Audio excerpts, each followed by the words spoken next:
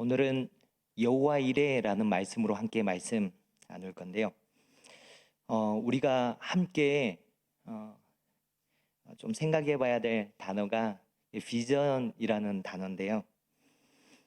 우리가 비전에 대한 부분들을 이러한 단어를 자주 사용합니다.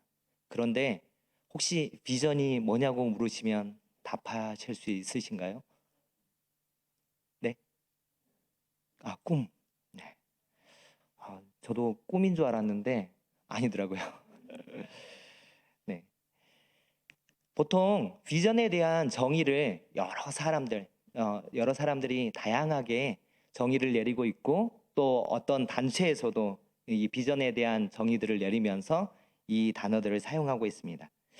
그래서 제가 30살 때, 이 비전에 대한 정의를 내려간 적이 있는데, 그 경험을 잠깐 이렇게 과정들을 좀 얘기할 때 들으시면서 각자가 생각하는 비전에 대한 정의들을 함께 내려갔으면 좋겠습니다. 김중건 목사님이 쓴 그 예수 칼럼이라는 그 책에 이런 잠언 29장 18절에 대한 말씀을 이렇게 적어 놓은 글이 있는데요. 묵시가 없으면 백성이 방자히 행한다. 이 구절을 영어 성경에 보면 Without vision, people perish. 비전이 없는 민족은 망한다 라고 말입니다. 이렇게 적혀 있다고 이 책에 이렇게 써져 있는 것을 보고, 비전이 없는 민족은 망한다. 이 글귀가 굉장히 강하게 다가왔습니다. 그러면 도대체 비전이 뭔데 왜 비전이 없으면 민족이 망할까요? 텔레비전을 뭐라고 혹시 부르십니까? 네, 텔레비전. 저는 시골에서 자라서 그런지 어렸을 때는 텔레비 이렇게 불렀습니다. 네, 텔레비. 네, 그래서 텔레비전이라는 이게 완벽한 이름을 몰랐어요. 중학생이 돼서 영어를 배우는데요. 그때는 짧게 그냥 TV, TV. 그냥 그렇게 알고 지냈습니다. 그러다가 이 비전에 대한 그 고민들을 하는데 갑자기 이 텔레비전, 여기에 비전이 있는 거예요. 비전이 있네. 근데 텔레가 뭐냐면 전자파를 통해서 이 상을 맺히는 것. 전자파가 상을 맺는 그것을 비전, 보는 거예요. 그 전자파를 통해서 상을 맺힌 그것을 보는 게 텔레비전이라고 하더라고요. 그런데 사람들이 어떤 부류의 사람들이 이 텔레비전을 보면서 바보 상자래요. 이 바보 상자를 계속 보고 있으면 바보가 돼서, 그래서 바보 상자라고 얘기를 하더라고요. 그런데 무엇을 이 텔레비전이라는 이 비전이라는 이 단어가 쓰여진 이것을 보면서 정말 무엇을 보면서 살아가는 거가 너무 중요하다는, 좀 어이없겠지만 저는 텔레비전을 이 단어를 통해서 이런 생각을 하게 됐습니다. 보는 게 너무나도 중요하구나. 보는 게 너무나도 중요한데, 그러면 나는 비전이 있는가? 무엇을 바라보고 살아가고 있는가? 라는 생각을 하게 되었습니다. 그러다가 묵상 중에 히브리서 12장 2절 말씀, 믿음의 주여 또 온전케 하신 예수를 바라보자. 그는 그 앞에 있는 기쁨을 위하여 십자가를 참으사 부끄러움을 개의치 아니하시더니 하나님 보좌 우편에 앉으셨느니라. 이 말씀 가운데 믿는 자는 평생 무엇을 바라보며 살아가는가가 적혀 있었습니다. 믿음의 주요 또 온전케 하신 예수를 바라보라. 그래서 이 말씀을 통해서 생각하게 된 게, 비전은 내가 평생 나아가야 될 그 삶의 목적지, 대상이구나. 내가 평생 바라봐야 될 그 대상이구나 라고 하는 정의를 내리게 되었습니다. 나의 시선이 고정돼야 될 곳, 그것이 예수님이었습니다. 에베소서 4장 13절에서 15절 말씀에 또한 이렇게 말씀합니다. 우리가 다 하나님의 아들을 믿는 것과 아는 일에 하나가 되어 온전한 사람을 이루어 그리스도의 장성한 분량이 충만한 데까지 이르리니, 이는 우리가 이제부터 어린아이가 되지 아니하여 사람의 속임수와 간사한 유혹에 빠져 온갖 교훈의 풍조에 밀려 요동하지 않게 하려 함이라. 오직 사랑 안에서 참된 것을 하여 범사에 그에게까지 잘 알지라. 그는 머리니 곧 그리스도라. 예수 그리스도를 알고 믿는 자들이 하나가 되어서 어디까지 자라가야 된다라고 말씀하냐면 그리스도의 장성한 분량까지 자라가라고 말씀하세요. 어린아이는 세상의 유혹에 쉽게 흔들리기 때문에 어린아이, 갓 태어난 갓난아이나 어린아이로만 머물지 말고 어디까지 자라가라고요? 그리스도, 우리의 머리 대신 그리스도까지 자라가라고 말씀합니다. 그리고 찬송가 내 맘의 주여 소망되소서라는 찬양이 있는데요. 이 찬양을 영어로 좀 듣게 됐어요. 영어로 듣는데 이 영어로 이렇게 부르더라고요. Be thou my vision, O Lord of my heart. 무슨 뜻이냐면요, 이 제목인데 우리 제목 이거랑 다르게 직역을 하면 내 마음의 주여 나의 비전이 되어주세요. 나의 비전이 되어주세요. 이렇게 찬양을 했더라고요, 영어에서는. 그래서 내가 평생에 바라보고 살아가야 될 삶의 목적지, 이게 비전. 나에게 비전이 있나? 내가 바라보고 살아갈 그것이 있나? 그것이 나에게 비전이 있나? 아까 서두에 얘기했던 그 김중호 목사님이 얘기했던 말씀에서 잠언 29장 18절에서 얘기했던 비전이 없는 민족은 망하는 것처럼, 비전이 없는 개인은 망하는 것처럼 나에게 비전, 주님을 바라보는 것, 나의 삶의 목적지를 잃어버리면 망하는 것, 이것을 생각하게 되었습니다. 오늘 말씀, 지난번에 제가 나눴던 아브라함의 그 믿는 자들의 세계관이 어떻게 형성되어 가는지 과정을 계속해서 이렇게 말씀을 나누려고 합니다. 세계관 또한 뭐냐면 보는 거예요. 나의 보는 이 시각이 어떻게, 아브라함을 통해서 믿는 자의 시각이 어떻게 바뀌어 가는지 이것을 함께 보려고 하는 것입니다. 제가 지난주에는 총 6장면 중에서 첫 번째 장면부터 네 번째 장면까지 나눴는데, 이렇게 얘기해도 이렇게 기억이 잘 안 나실 것 같아서 다시 한번 상기시켜드리는 마음으로 첫 번째 장면은 하나님을 모르고 살아가던 아브라함이 하나님의 부르심을 받습니다. 너의 고향, 친척, 아버지의 집을 떠나 내가 너에게 분부한 곳으로 가라 라고 말씀하시는 그 말씀을 의지해서 그곳으로 가죠. 처음으로 믿음의 반응을 보입니다. 이것은 무슨 뜻이었다고요?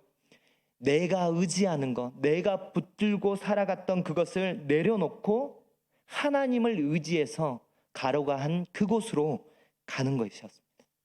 또한 남들이 자기의 이름을 위해서 바벨탑을 쌓아갈 때 너는 세상과 구별되어 여호와 하나님을 부르고 그 하나님 앞에 예배하는 삶을 살아가는 것, 이것을 처음으로 인식하고 하나님 앞에 그렇게 들어가는 장면.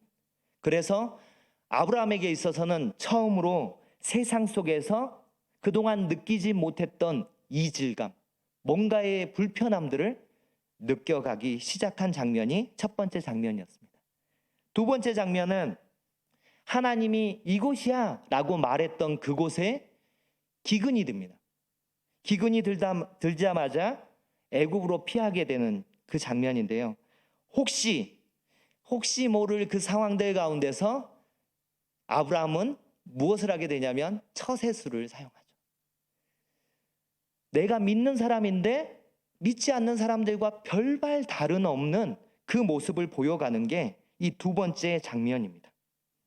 그런데 그 믿음 없는 사람과 동일한 모습으로 보여가는 그 아브라함을 누가 도우세요? 하나님이 도우세요. 하나님이 도우셔서 다시 이 어린 신앙에 있는 이 아브라함을 하나님이 다시 도우셔서 이곳이야 라고 말했던 그곳으로 다시 돌아가게 하십니다. 이게 두 번째 장면입니다. 세 번째 장면은 아브라함이 조카 롯을 떠나보내는 장면입니다. 아브라함에게 있어서 조카 롯은 히든카드였다고 말씀드렸습니다.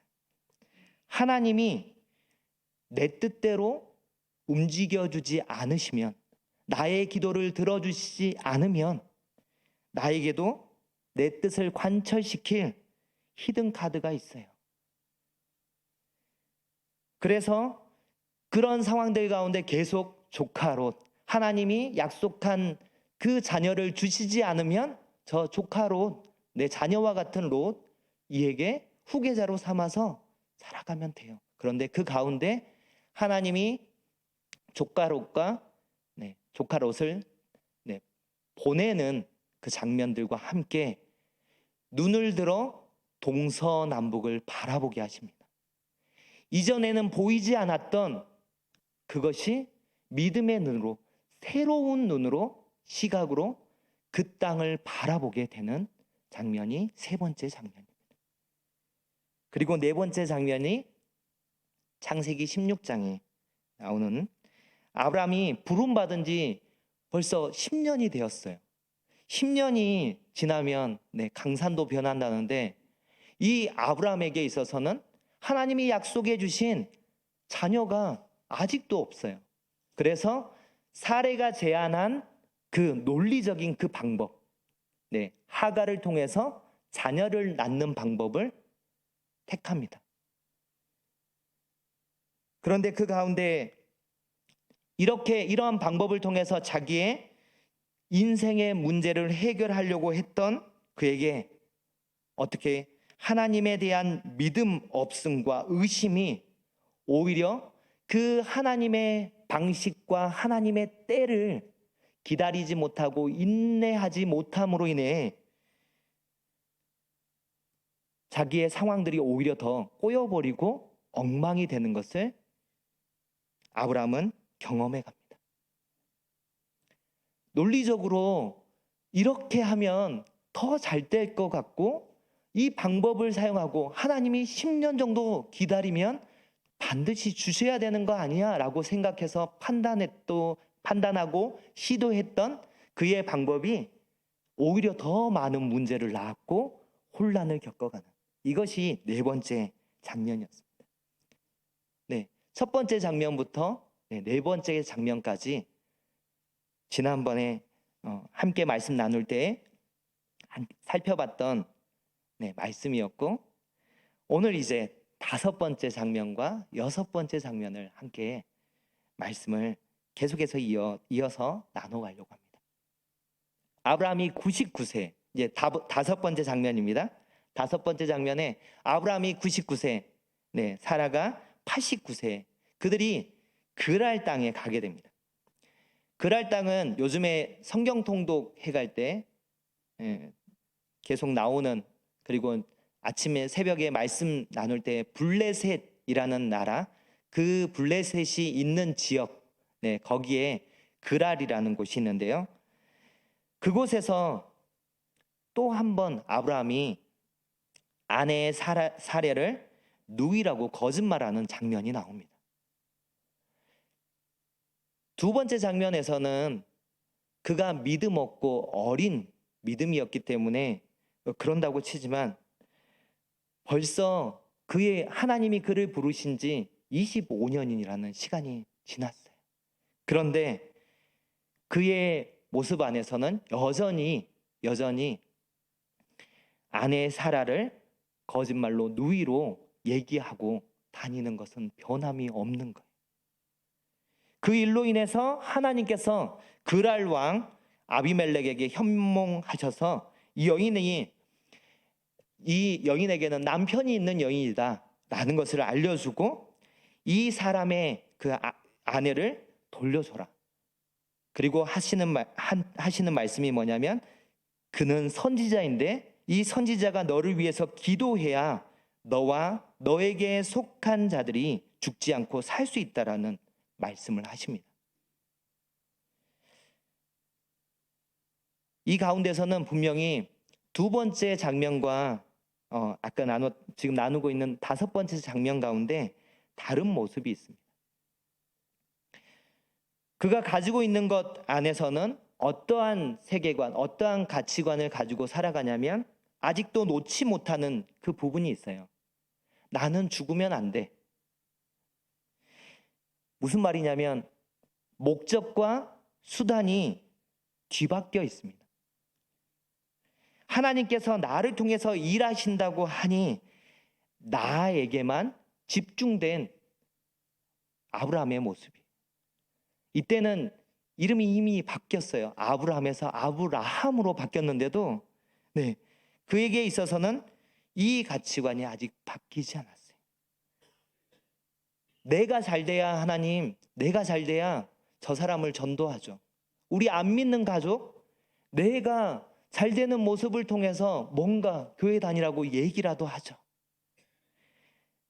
내가 1등 해야 되고 내가 성공해야지. 그래야 또한 내가 다치지 않아야, 내가 아프지 않아야 봐봐 내가 예수님 믿으니까 나처럼 되잖아. 이러한 생각들을 가지고 지금 이 시대를 살고 있는 아브라함의 모습이 이 장면 가운데 보여집니다. 무슨 말씀이냐면 분명히 믿는 자예요. 아브라함은 하나님이 부르셔서 믿음의 그 걸음들을 가고 있어요. 그런데 여호와의 이름을 부르며 살아가는 사람의 그 삶의 자리 가운데 앞뒤가 바뀌었다는 거예요. 여호와 하나님이 내 앞에서 행하시고 나에게 역사해 주시는 그 하나님이 아니라 내가 먼저가 돼 있는 거예요. 내가 성공해야, 내가 잘 나가야, 내가 건강해야 하나님도 덕보죠 라고 하는 태도가 이 아브라함의 99세 때 아직도 찌꺼기처럼 남아있는 그의 신앙의 25년의 신앙생활 가운데 아직도 떨치지 못하는 그의 모습이 보이고 있습니다. 99세에 하나님께서 명령하셔서 할례를 받았습니다. 아브라함과 그의 모든 그에게 속한 남자들이 모두 할례를 받았습니다. 할례가 어떤 의미인지 아시잖아요. 할례를 받고 또한 하나님이 그의 이름을 바꿔주셨어요. 아브라함에서 아브라함으로 바꿔주셨어요. 또한 그의 아내 사레를 사라의 그 이름으로 바꿔주셨어요. 이미 이것을 경험한 뒤에요. 경험한 뒤에도 그에게 있어서 아직도 놓지 못하는 것, 그것은 뭐냐면 하나님 저에게 자손을 주신다라고 했는데 내가 죽으면 다 꽝이잖아요 라고 생각하는 것이 이 아브라함에게 있는 모습이었습니다. 무엇을 놓치고 있냐면 나에게 죽고 사는 문제가 하나님의 손에 있다는 것을 놓치고 있어요. 죽음의 문제, 내가 죽으면 안 되지 라고 생각하는 그것이 그를 꽉 얽매고 있어서 하나님의 뜻을 오히려 거슬러 살아가는 그 모습이 보이는 게 지금 다섯 번째 장면에서의 아브라함의 모습입니다.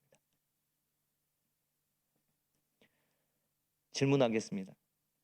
사람들의 흥망성쇠를 누가 주관하시죠? 네, 하나님이세요. 왜 자신감이 없으세요? 네.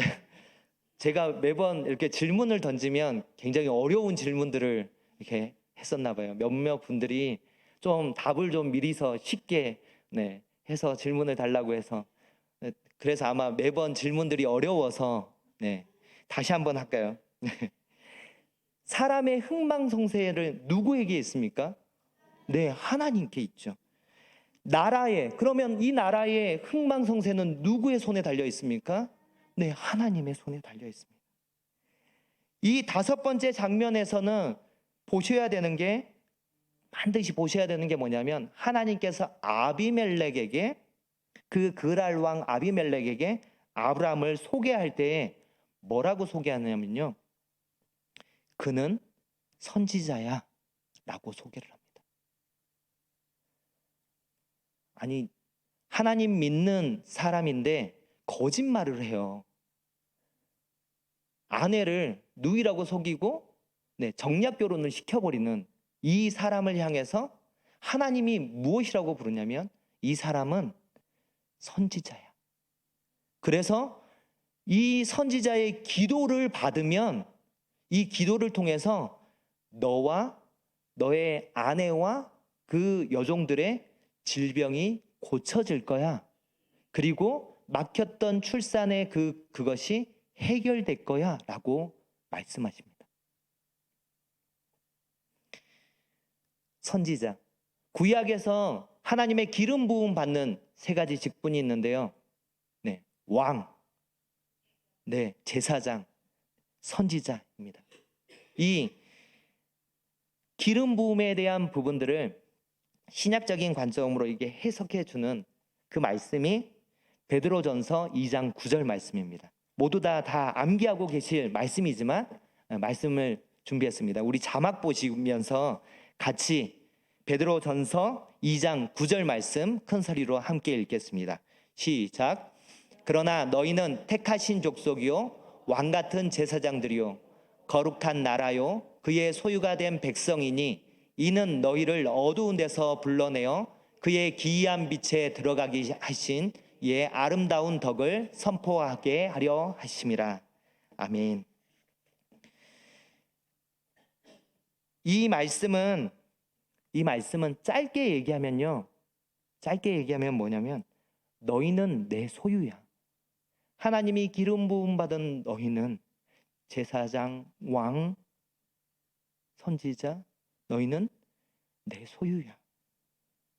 하나님께서 딱 지명해서 부르시는 거죠. 넌 내 거야 라고 말씀하시는 장면입니다. 이런 존재의 대표로 누구도 포함됐다고요? 선지자.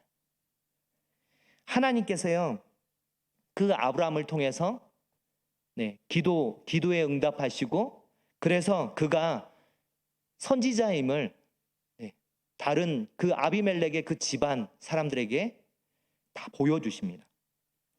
자, 그러면 아브라함이 선지자라고 말해서 기도함으로 그 아비멜렉과 그 아내들과 그 집의 여종들이 다 치료함을 받고 출산이 가능하게 됐어요. 그러면 이것을 이렇게 바꿔주신, 치료해 주신 것은 아브라함의 능력입니까? 아니면 하나님의 능력입니까? 하나님의 능력이죠. 하나님께서 아브라함을 부르시고 약속한 믿음의 자손을 많게 하시겠다 하신 것은, 이것을 이루어 가시는 것은 어떻게 아브라함의 많은 능력과 아브라함의 유명해짐으로 가능한 건가요? 아니면 하나님께서 그것을 가능하게 하시는 건가요? 하나님께서 가능하게 하시는 거예요. 5번째 장면은 하나님께서 아브라함을 통해서 무엇을 보이시냐면, 아브라함을 통해서 이 고백을 원하시는 거예요. 내가 아니라 하나님이십니다. 우리의 삶에서도 하나님, 내 능력이 아니라 하나님이 하셨습니다. 그리고 1년이 지난 후에 아브라함은 하나님이 약속하신 대로 이삭을 낳게 됩니다. 그리고 그 이삭이 많이 커갈 때, 보통은 여러 의견들이 있기는 하지만 어떤 분들은 20세까지도 봐요. 이삭이 20세가 됐을 때, 그러면 이미 이 사건이 있는지 20년이 지난 이후에, 그동안에는 아브라함에게 어떤 믿음들이 이제 정립되고 확정되어 가고 있나요? 그의 삶에서 내 삶은 내 것이 아니라 하나님의 것입니다. 내 생명은 내 것이 아니라 하나님의 것입니다. 이것을 20년 동안 묵상하면서 이 이삭을 볼 때마다 불가능해서 가능케 하시는 하나님, 전지전능하신 하나님, 그 하나님을 묵상하게 되고 믿음으로 고백하게 되는 거죠. 그래서 그것에 이어서 이제 여섯 번째 장면이 그래서 가능하게 되는데요. 여섯 번째 장면 안에 이것이 창세기 22장입니다.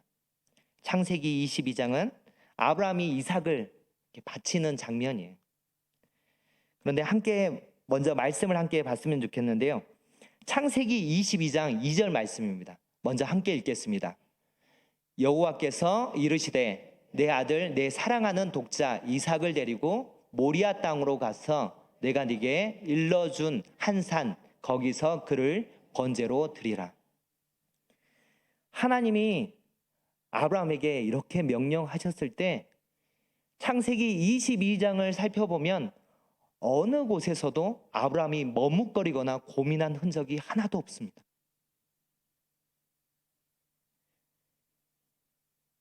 (22장 3절) 말씀에서도 보면 아브라함이 이 명령에 순종하기 위해서 그래서 아침 일찍 일어나 이것을 준비해서 가요. 변함없이 하나님이 가게 하신 그 산을 향해서 그 산을 바라보고 그는 3일 길을 갑니다. 한번 사진을 하나 몇 개 준비했는데요. 첫 번째 사진 한번 보여주시면 거리가 이게 걸어서 3일 거리를 간 거예요. 22장 말씀을 다 보면 그가 모리아산에서 이삭을 바치고 돌아올 때 어디로 돌아가냐면 부엘세바로 돌아가요. 그래서 그랄 땅에 있다가 그가 20년 정도의 시간이 지날 때에 아마 그랄 땅에 계속 있었던 게 아니라 부엘세바로 이동해 왔던 것으로 보입니다. 그 부엘세바, 자 밑에 있는 게 부엘세바고요. 부엘세바에서 어디까지요? 모리아산까지. 모리아산이 있는 곳이 어디일까요? 거기에 보면요 예루살렘이 있어요. 거기까지 걸어가는 거예요. 3일 길을 하인들과 아들 이삭을 데리고 3일 길을 걸어갑니다. 그리고 그 걸어간 그곳에서 하나님 앞에 이삭을 드리죠. 어떻게 여섯 번째 이 장면이 가능하다고요? 다섯 번째 장면이 있기 때문에 그래요. 우리가 보면 넘어지는 거고 실수하는 것처럼 보여요. 그런데 하나님께서 그 일을 통해서도 그 장면을 통해서 무엇을 깨닫게 하셨습니까? 나의 생명이 누구에게 있다? 하나님께 있다. 그래서 여섯 번째 장면, 나의 독자 이삭까지도 하나님 앞에 드릴 수 있게 되는 거예요. 히브리서 11장 17절에서 19절 말씀 함께 읽겠습니다. 17절에서 19절까지 말씀입니다.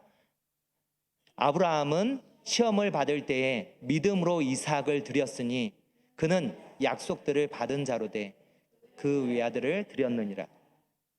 그에게 이미 말씀하시기를 내 자손이라 칭할 자는 이삭으로 말미암이라 하셨으니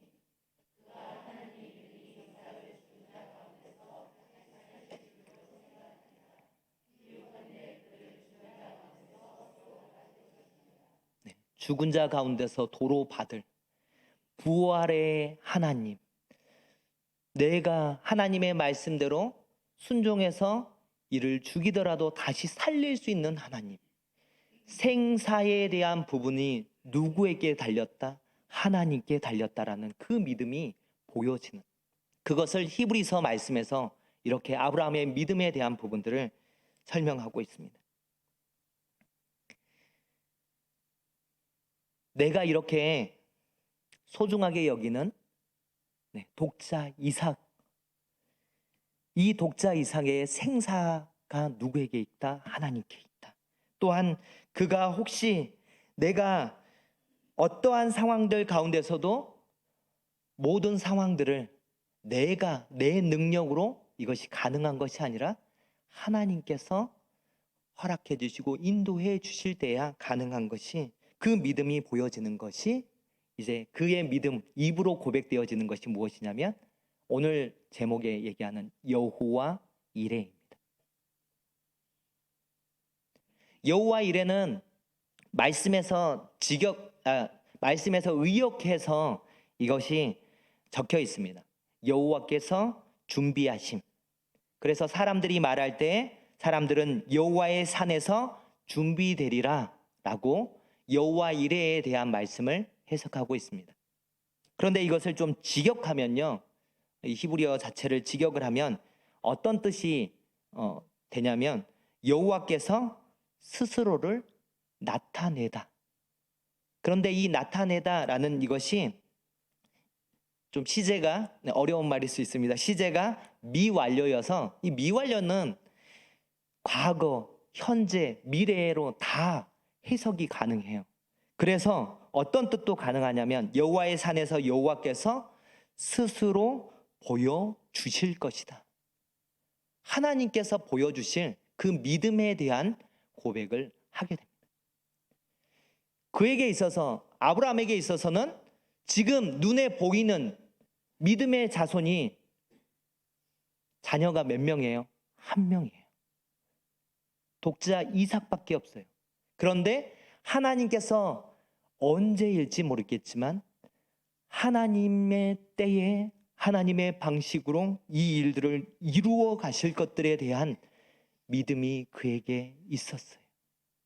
그래서 그 눈에 보이지는 않지만 희미하게 보이는 하나님이 일해 가실 그 이곳 가운데 하나님이 나타나셔서 역사하실 것들에 대한 그것을 기대하며 소망하며 아브라함은 살아갑니다.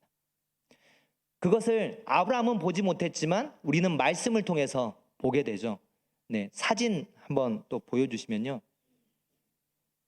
그래서 저기가 예루살렘이고요. 예루살렘의 글씨가 잘 안 보이죠. 빨간 글씨 있는 데가 과거에 있었던 모리아산, 그리고 그 위에 모리아산 위에 다윗이 그 백성들을 계수함으로 인해서 그 죄로 하나님께서 전염병을 돌게 하시는데, 그 전염병이 아라우나의 타작마당에서 하나님 앞에 드려지는 그 예물로 인해서 그 전염병이 멈추게 됩니다.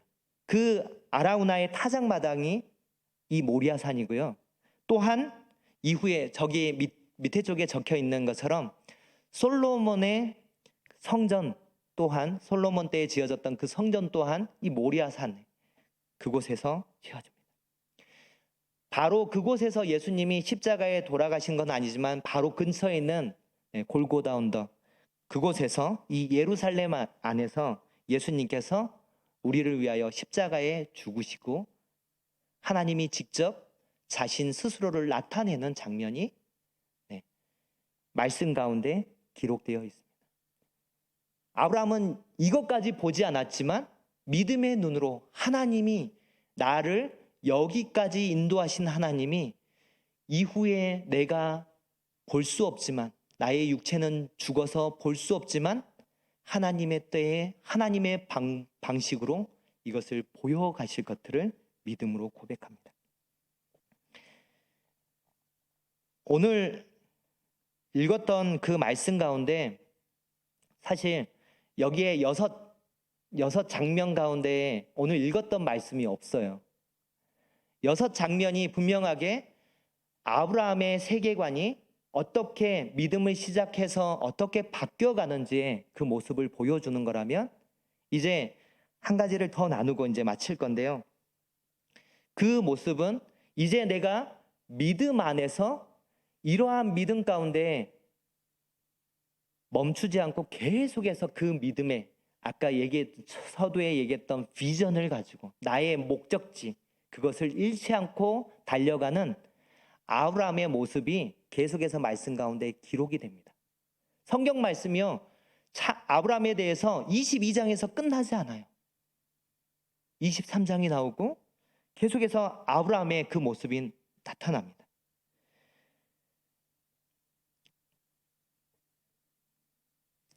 아브라함이 이것이 계속되는 그 모습이 어디에서 나타나냐면, 그가 그의 아들 이삭의 결혼을 준비합니다. 그리고 오늘 읽었던 말씀처럼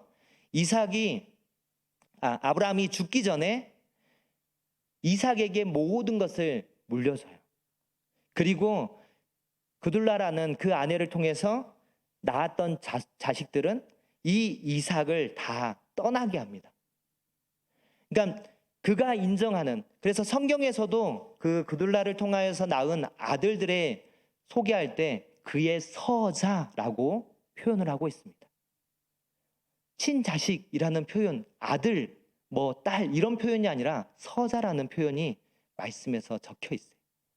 그에게 있어서는 믿음의 대를 이어갈 사람은 오직 한 이삭을 통해서 연결될 것을 그는 계속해서 믿음을 가지고 바라보고 있고, 그가 할 작업은 뭐냐면 끝까지 믿음의 대가 이어질 수 있고, 그 다음 이삭이 결혼하고 그리고 에서와 야곱을 낳고 하는 것까지 보고 죽습니다. 그럴 때 아브라함에게 있어서는 아직 보지 못했지만 이후에 믿음의 그 자손들을 보게 됩니다. 그것을 꿈꾸면서 계속 믿음의 계보가 이어질 수 있게 그것을 준비해 가는 게 오늘 읽었던 그 장면이에요. 이삭에게 모든 것을 물려주고 다른 모든 자손들은 다 정리를 해가는 거죠. 그리고 이삭은 그곳에서 머물러서 그 땅을 계속해서 지켜가게 합니다. 그리고 매장지를 구할 때 아브라함이 그 지역에 있는 그 족속들에게 자기를 소개할 때 뭐라고 소개를 하냐면 나그네라고 소개를 합니다. 그가 그 땅에서 살아간 지 60년이 됐거든요. 60년 정도 살면 나그네인가요? 네, 부천에서 얼만큼 사셨나요? 고향이 아니면 다 그냥, 네. 그런데 자기 스스로를 고백할 때 나그네라고 소개합니다. 말씀을 준비했는데 읽으면 너무 늦어질 것 같아서, 말씀이 히브리서 말씀에 그가 바라본 것은요, 믿음으로 하나님께서 보여주실 그 성을 바라보며 나아갔다라고 말씀은 기록하고 있습니다. 하나님이 이루어 주실 그 표대, 목적지를 향해서 그는 여전히 준비하고 있고, 하나님이 그 땅을 우리의 후손들에게 주실 거야. 그래서 내 때에 안 사도 돼요. 땅은 매장지로도 충분해요. 하나님이 하나님의 때에 누구에게? 나의 주실 후손들에게 이 가나안 땅을, 이 땅을 주신다라고 약속한 약속의 말씀을 굳건하게 믿고 나아갑니다.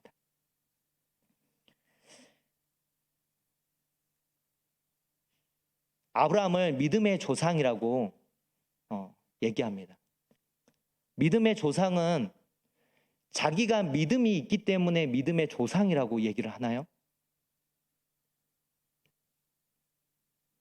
믿음의 조상은 후손이 믿음이 있는 그 후손들의 조상을 믿음의 조상이라고 합니다.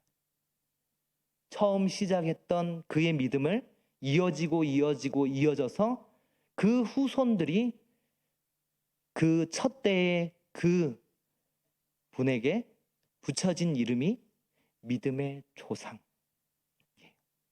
우리는 아브라함을 믿음의 조상이라고 부릅니다. 그런데 그 아브라함이 믿음을 증명했기 때문에 믿음의 조상이라고 부르는 게 아니라 그가 믿음의 대를 이어서 갔기 때문에 믿음의 조상이라고 부를 수 있습니다. 우리 교회가 가정과 교회가 하나 되어 다음 세대를 이어가는 그 구호를 외치면서 계속해서 나아가고 있습니다. 우리 또한 아브라함처럼 믿음의 조상으로 그렇게 내 것이 아닌 하나님의 것임을 고백하며 믿음의 조상으로 세워져 갈 수 있기를 주님의 이름으로 축원합니다. 내 대에서 끝나면요, 믿음의 조상으로 불릴 수가 없다고요. 내 자녀에게, 그리고 내 또 그 다음의 자녀에게, 그 다음에 대를 이어야 믿음의 조상이라는 말을 들을 수 있습니다. 그 믿음의 조상 아브라함이 하나님께서 그에게 하나님이 훈련시키시고 보여주신 그 세계관, 바라보는 그 시선의 그 관점을 바꾸어 가신 그것을 보시며 내가 때로는 넘어지고 연약하지만 아브라함이 보여줬던 아브라함도 완벽했나요? 절대 그렇지 않습니다. 그렇지 않지만 하나님께서 그를 훈련시키시고 하나님이 그의 믿음의 시각을 보여주셨던 그 과정이 우리의 삶들 가운데, 우리의 믿음의 여정 가운데 여전히 나타나고 있는 그 가운데 우리가 아브라함이 살아갔던 그 믿음의 여정 가운데 우리 또한 믿음으로 하나님만을 바라보며 비전, 그 하나님을 바라봄으로 온전히 믿음 가운데 승리하는 우리의 발걸음 되기를 주님의 이름으로 축원합니다. 기도하겠습니다.